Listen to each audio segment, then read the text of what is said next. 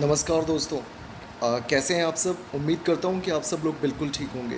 दोस्तों, आज सुबह एक न्यूज़ हमने सुनी और वो न्यूज़ ये थी कि कल रात को एक पुलिस टीम यूपी के कानपुर में एक पुलिस की पूरी टीम एक सातिर अपराधी को पकड़ने उसके गांव जाती है। और जब वो उनके गांव पहुंचती है, जैसे ही वो उनके घर के काफ़ी करीब तक पहुंचती है तो बीच में एक जेसीबी मशीन है जिसकी वजह से उनको उतरना पड़ता है और ऊपर से AK-47 से गोलियां चलती हैं।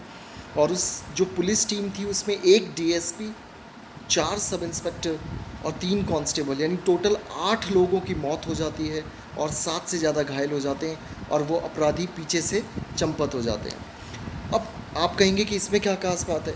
खास बात इसमें यह है कि जिस इंसान का नाम इस पूरी घटना में आ रहा है उसका नाम है विकास दुबे। कानपुर देहात के एक बकरू गांव के वो रहने वाले हैं और वो बंदा पिछले 20 साल से अपराध में सक्रिय है। और जब मैंने उसके बारे में न्यूज़पेपर्स में पढ़ा या फिर न्यूज़ चैनल्स में सुना और थोड़ा मैंने सर्च मारने की कोशिश की तो ये इंसान पिछले 20 साल के अपने आपराधिक जीवन में 60 से ज़्यादा इसके अगेंस्ट मुकदमे दर्ज हैं, अलग अलग कोर्ट्स में, अलग अलग थानों में। और उसके बावजूद भी हालत ये है कि हर बार हर अपराध में ये पहली बात तो कोर्ट तक नहीं पहुंच पाता और कोर्ट तक पहुंच जाता है तो कोई इसके खिलाफ गवाही देने नहीं आता और ये जमानत पे या वैसे छूट जाता है, बरी हो जाता है। तो आप सोचिए, ये इस देश का सिस्टम है, सोचें। और दूसरा एक बड़ी इंटरेस्टिंग बात ये पता लगी कि इसकी वाइफ जो है वो जिला पंचायत सदस्य है। पिछले 20 साल से इसके परिवार के लोग ही जिला पंचायत सदस्य, जिला पंचायत अध्यक्ष और ग्राम प्रधान का चुनाव जीत रहे हैं। और इस विकास दुबे के सभी पॉलिटिकल पार्टीज से लिंक थे, चाहे वो बीजेपी हो, चाहे वो समाजवादी पार्टी हो, सभी पॉलिटिकल पार्टी से। इसके गांव में जो इसका घर है वो कई एकड़ में एक किले की तरह बना हुआ है, जो मैं न्यूज़ चैनल पे देख रहा था। और कई गाड़ियाँ, फॉर्चुनर से लेके BMW 10-20 गाड़ियाँ। मतलब आप देखिए कि इस देश की संरचना कैसी हो गई है। अपराधियों को, माफियाओं को, गुंडों को, बदमाशों को हम लोग इतना ज़्यादा वो करते हैं। आप सोचिए कि अगर 60 केस में अगर उसके ऊपर कार्रवाई हुई होती और ये जो पुलिस आज मारी गई है, अगर इन लोगों ने ढंग से कार्रवाई की होती तो आज ये उनको नहीं मरना होता। आप सोचिए ना, 1 2 3 मुकदमे नहीं, 60 मुकदमे। और उस 60 में से 20 से ज़्यादा मुकदमे मर्डर के, डायरेक्ट मर्डर या मर्डर की साजिश के मुकदमे। और वो आदमी जेल से बाहर है और फुल दबंगई चल रही है। बताइए, ये हाल है इस देश का। और जानते हो दोस्तों, ये हाल इस देश का इसलिए है क्योंकि आप और हम जैसे जो सामान्य नागरिक होते हैं वो इन जैसे लोगों को बहुत बढ़ा देते हैं। अरे वो बाहुबली है, अरे वो ये है। और फिर यही लोग स्टार्ट करते हैं पॉलिटिक्स में आना। पहले ये प्रधान बनेंगे, जिला पंचायत में आएंगे, फिर ये MLA बनेंगे, फिर ये MB बनेंगे और कई बार तो ये कैबिनेट मिनिस्टर बन जाते हैं। फिर ये आपके और मेरे लिए कानून बनाते हैं देश की विधानसभाओं में और देश की संसद में। ये इस देश का रोना है। जी हाँ, अगर मैं अभी एक इंडिपेंडेंट संस्था के सर्वे की बात करूं तो इस समय जो लोकसभा चल रही है, उसमें 35% से ज़्यादा अपराधी बैठे हुए हैं आपके सांसद बन के, जिनमें से 20% के ऊपर क्रिमिनल केसेस हैं, मर्डर, रेप, एक्सटॉर्सन, बलात्कार, रेप जैसे केस हैं। और वो हमारे मेंबर ऑफ पार्लियामेंट बने हुए हैं। और पहले भी हमने देखा है कि कई बार कई रेपिस्ट, बलात्कारी और गुंडे वो मेंबर ऑफ पार्लियामेंट बने और फिर बाद में कैबिनेट मिनिस्टर भी बने।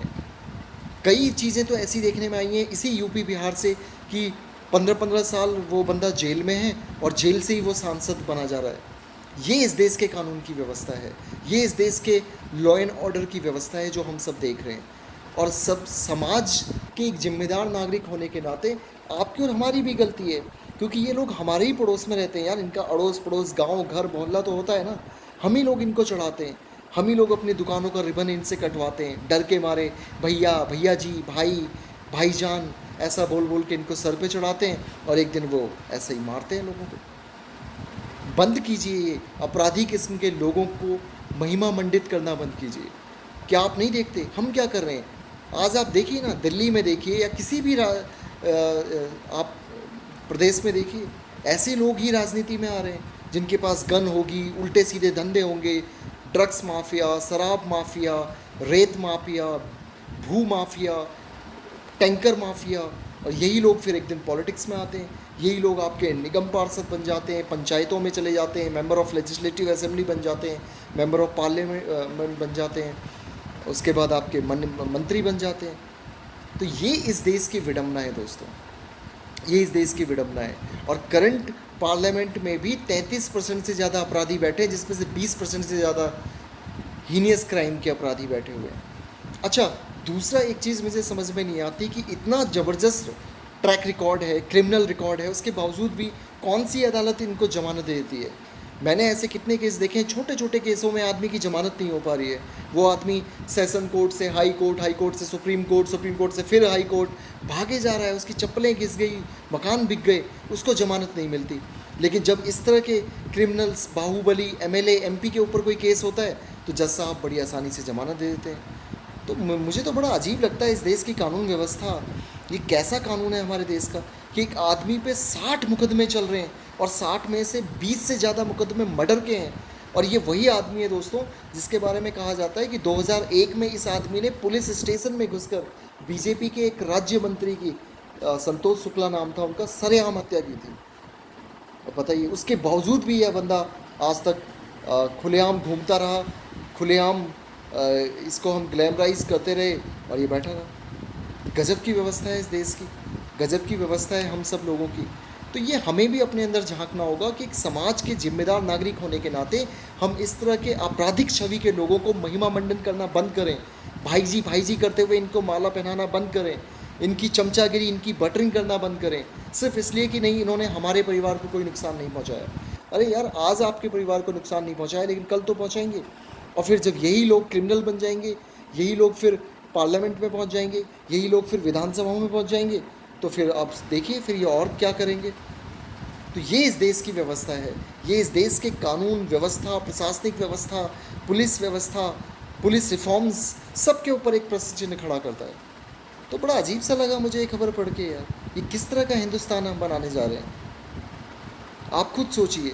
और प्लीज़ आपके आस पड़ोस में, आपके मोहल्ले में, आपके एरिया में, आपके वार्ड में अगर इस तरह के आपराधिक तत्व हैं जो क्रिमिनल एक्टिविटीज़ से जुड़े हुए हैं, जो समाज को नुकसान पहुंचाने की एक्टिविटीज से जुड़े हुए हैं, जो शराब, ड्रग्स, रेत माफिया, भू माफिया, टैंकर माफिया है, उनके खिलाफ बोलना स्टार्ट कीजिए और उनका महिमा मंडन मत कीजिए। उनको विधानसभाओं में और लोकसभाओं में मत भेजिए, उनको नेता मत बनाइए, नहीं तो यही अंजाम होगा। कभी किसी के साथ होगा, कभी किसी के साथ होगा। तो प्लीज़ आप इन सब चीज़ों पे सोचिए। जय हिंद, जय भारत।